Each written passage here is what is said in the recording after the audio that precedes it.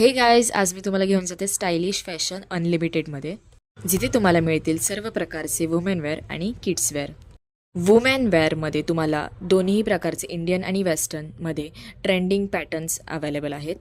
इथे तुम्हाला फेस्टिव्ह सीझन्सवरती वेगळे वेगळे ऑफर्ससुद्धा बघायला मिळतात.